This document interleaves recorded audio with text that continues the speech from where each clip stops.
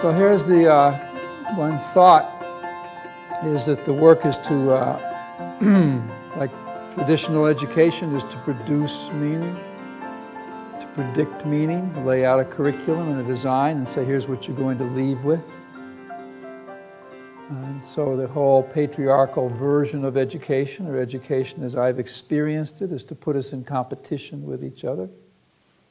So for me to get my B, somebody had to get a D or an F, so I needed part of the community to fail for me to be successful. It's the normal curve, so it's not even subtle.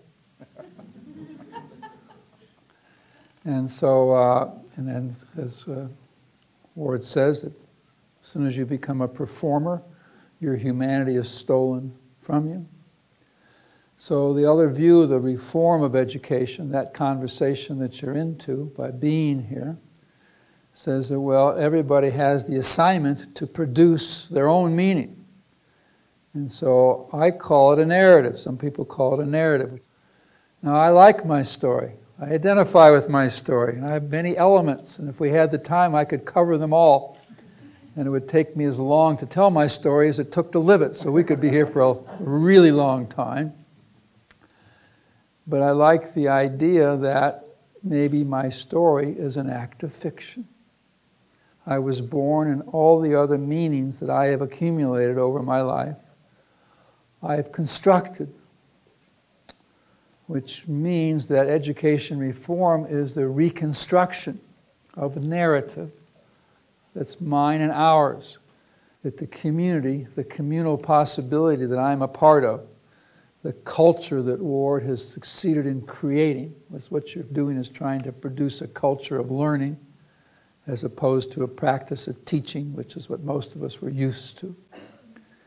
And that maybe I need you in order for me to find out what's inside, in order for me to reconstruct this narrative, this story that I'm living into. So the collage is a tool for that. So that's what art does for us. Art presents a vision of the world that's always ambiguous.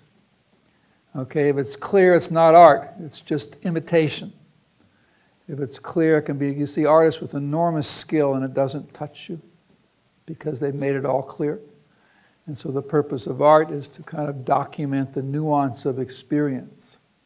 And what's radical in this construction is instead of having people who are good at art drawing for us, like she is, we've said, well, maybe the community needs to create the graphic display. And the people who know, who have expertise in art are guides, they're messengers. And so I think it's wonderful that you say, well, what's up? Now, reform can't happen without art, because as Ward says, reform is all about valuing ambiguity, valuing failure. I was thinking when he was talking about the journey, that like the call is about the vision and possibility of a life. The journey is about the tragic nature of experience. And if you can't see or let in the tragic nature of being a human being, you're missing it. You're denying it. You're riding on a little life preserver of joy. And the first little pin that comes along is going to send that to the bottom and you'll be pissed. Now this is how Jews talk, so I have to ask you. And so I like the tragic nature. That's why all of his statements about the journey was, how do you deal with disappointment? The world didn't turn out the way I wanted. My parents made me a promise that was a lie. They told me that my daddy was rich and my ma is good looking. This is my father saying to me, as you know, summertime. Your daddy's rich. So I like that notion. So the collage you did yesterday is your act of participation in bringing the art, the unknown, the intuitive, into being in the room. And then you look at the art and you say, well, what do I now construct of what I produced yesterday? This is the opening to a different narrative. And so we thought that would be a great conversation. It's different than reporting on what's happening. Okay, I've declared a moratorium on all small group and individual reports. Because they're always boring, even to the people making them. And we do it out of some obligation. So it's the masquerade of sharing. It's the masquerade of intimacy to report on what happened to me yesterday. And instead you say, well, let me reflect on what meaning I today want to construct in that thing that was produced yesterday. And that's, to me, that's the role that art plays. That's the role the community plays. Now I have to say it to other people.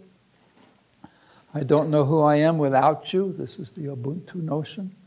And so in the small group is always the vehicle where this happens. Otherwise we have to slog around the room and hear everybody. And it just takes too long. I would rather tell my story than, So that's what the structure we thought we would move into now, with the notion that you produced something. And it's like the call. A friend of mine's a nun. And she said that the call came from a place that she did not know. And I like that notion. Where did the call come from? I don't know. And she said if she knew what the call of being a nun demanded of her, she never would have said yes. So that's why the source of the call is always hidden from us. Otherwise, we would refuse 50 times instead of only 3 times. So all these little pieces are the methodology. If you say, how do I apply this when you get home, that's a wrong question. You know exactly how to apply it when you get home. You get a piano in the room. You find someone that can sing. You sit in a goddamn circle. You put a flame in the center. You put an empty thing on the wall and pass out markers and drawing things. You break into small groups once in a while. You have food that's a little bit healthy, tasteless but healthy. This is methodology. These are tools. All right, when people ask questions, you don't answer them. And when you produce questions, they're always ambiguous. What do you mean by that? Exactly. Because confusion is the mask of resistance. What do you mean by that? So these are all these are doable. They don't take training. All they take is faith and courage. And so that's, in a sense, what you're here for. You immerse yourself in this methodology long enough to realize that it's simple. It's just hard to do because you're going in the face of what the cultural expectation is. That's why you can't do it on your own.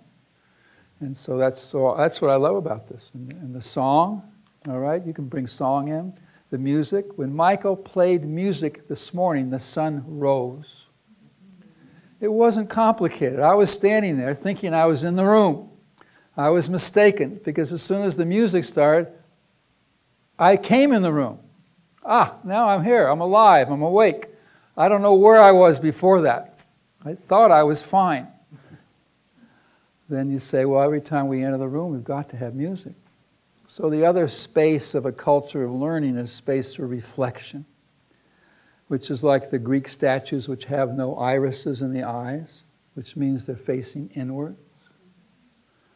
And so the reflection is a political stance in the world that creates space for me to learn from my own experience.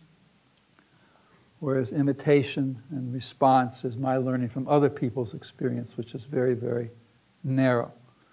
Other people's experience give me hope. They don't give me methodology. So we thought we'd take 10 minutes for you to find your collage. If you weren't here yesterday, you can either make one really quickly, or you can bear witness and act interested when other people talk about theirs, which is how you spend most of your days anyhow. So why should this day be any different than any other?